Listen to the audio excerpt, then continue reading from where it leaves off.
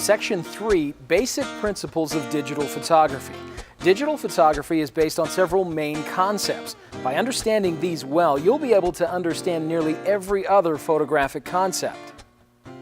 Number 1, exposure is the amount of overall lightness or darkness of a photographic image. If the camera has too little light, the exposure will be dark, and it will be hard for you to see the details in the image.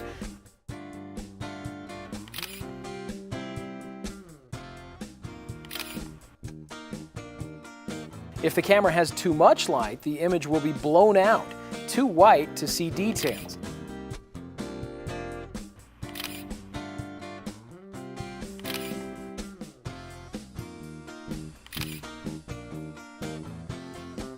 Exposure is controlled primarily by two things: A, the lens aperture or opening; B, the duration of the shutter opening or shutter speed. Aperture or opening, which is measured in f-stops.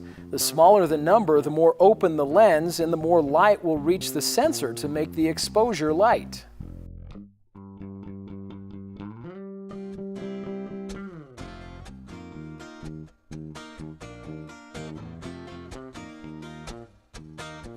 B, the duration of the shutter opening or shutter speed, measured in fractions of a second. The longer the shutter speed, the more light will reach the sensor, and hence the lighter the image.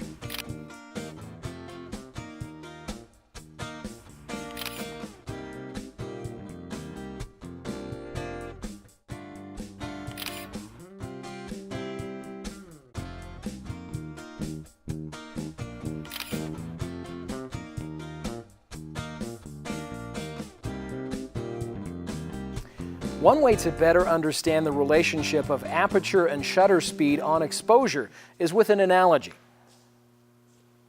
Consider the proper amount of light or exposure to be like a full bucket of water. Then consider a water tap from which you will fill the bucket to be the aperture or opening on your lens. Finally, consider your camera's shutter speed to be like the amount of time you will leave the water tap turned on. The more the tap is opened, the more water will come through the hose into the bucket, and hence the shorter amount of time you will need the tap to be open. Conversely, if the tap will only open a small amount and water is only trickling into the bucket, you'll need to leave the water turned on for a much longer period of time. An interesting and important note is that shutter speed not only affects exposure, but it also affects clarity during action. A fast shutter speed will freeze a moving subject in your picture, whereas a slow shutter speed will appear to blur a moving object.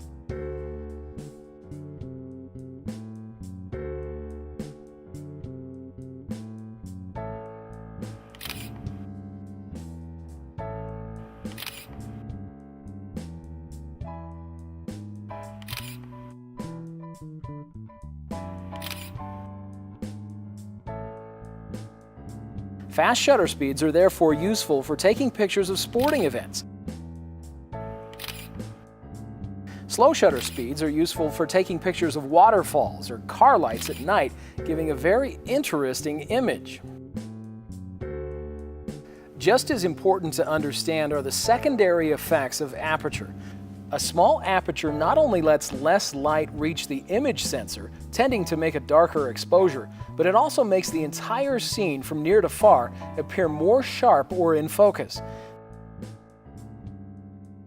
This optical phenomenon is called a long depth of field. This is useful when photographing a subject in front of a national monument where you want both in focus.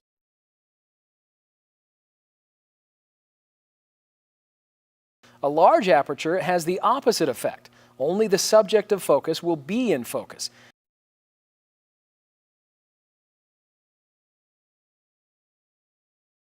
This is used extensively in portrait photography as it helps to literally focus attention on the subject.